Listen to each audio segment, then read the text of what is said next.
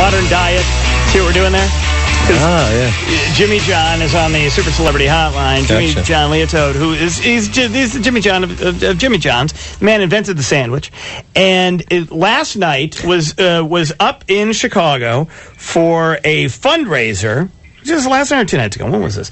And he arrived in, and Jim John, I'm going to let you describe what this car was. What the hell was this car? It's a 52 Chevy Coupe that I restored, and I did everything but repaint it. It's got its original paint. It's a really cool car.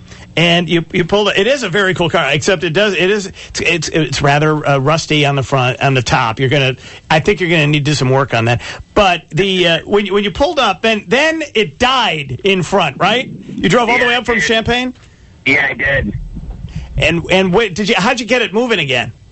You know what? We called a flatbed, and they towed it. The linkage from the it's an automatic transmission, and the linkage from the shifter to the transmission, something broke on the linkage. So I'm sure it's just a cotter pin or something. But yeah, we had to have it towed, and so we did. We had it towed, and then we ended up flying back last night. That was my first thought, cotter pin, something simple like that. Just from looking at the picture in the Sun-Times.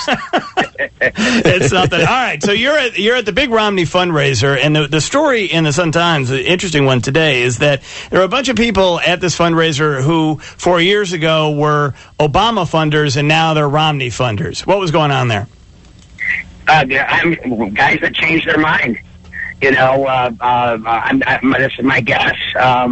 What do you think? What do you think of the things that are business? These are business guys, big money guys. What do you think are the reasons that they did that?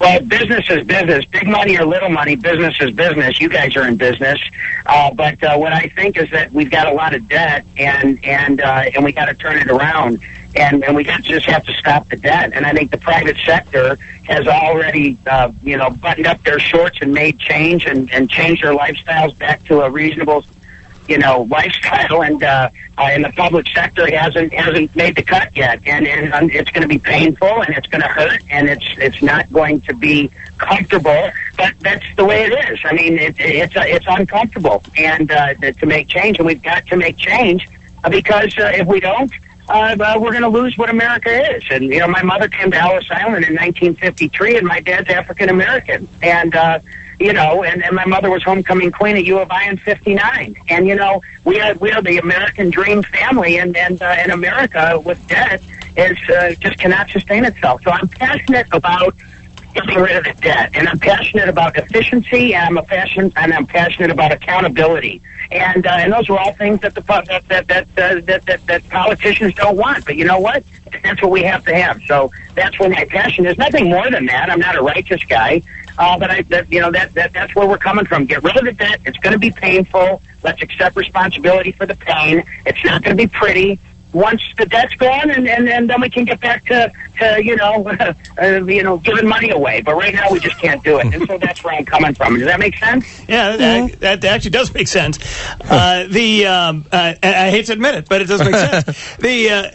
But just seeing the picture, I'm trying to connect. What was a very, very that was a very lovely speech, Jimmy John. Actually, really well done. I wish I were able to make that speech. I just wouldn't have arrived in that car while I was making it. That would have been the difference right there. All right. So, do you think, as we're moving forward here, and I want to ask you a little bit because you're in the restaurant business. The restaurant industry has been very sort of uncomfortable with the immigration debate here. Not so much in your end of the industry, because your end of the industry are small shops with limited numbers of employees, but the larger restaurants that may have 150 or 200 employees working in them have been very concerned about the immigration debate, because a lot of their workers, they're documented Americans as far as they can tell, but they have their suspicions about whether or not they are or they're not. And they don't really want to know because they can't really operate without them. And then other people in the food industry down the line, whether there's people picking apples in Michigan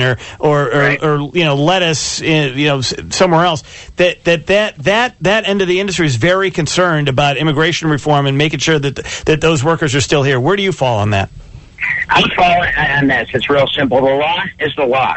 And feel good, not feel good, political correctness. First of all, we can't afford political correctness, okay? And so I'm totally politically incorrect. But the law is the law. So whatever the law is, we follow the law. If we want to change the law, change the law. But our government is here to protect the law and protect liberty. And so whatever the law is, that's what I'm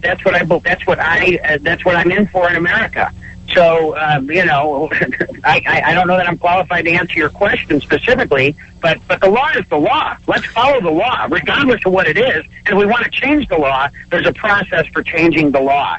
In the meantime, just because something feels good or feels right, or, somebody wants to save the seals, that's great and wonderful, but the law is the law. And I believe that our job is to protect the law, and that's where I stand on that. Do you think that the restaurant industry would be benefited by immigration reform, comprehensive immigration reform, or no?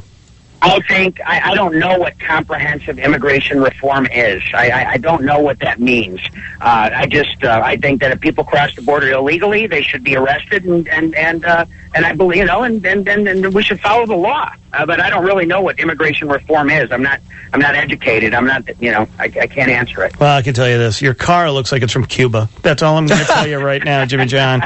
This one, by the way, this car. What year did you say this was? It's a 52 Chevy. A 1952 Chevy. That would be like that's a Rolls Royce in Cuba, which tells you everything you need to know right there. Yeah, it's a lot of sandwiches, brother. Yeah, I'll bet it is. All right. Thanks very much. Appreciate it. Yeah, bye. Jimmy John the Toad from Jimmy John's. All right, coming up, marijuana in Chicago.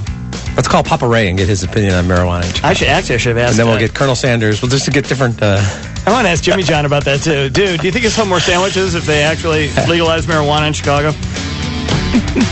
Rahm stirs the pot. That was the front page headline in the Chicago Sun-Times today. This is really a good idea. We'll get your thoughts on it. 591-8900 is our telephone number.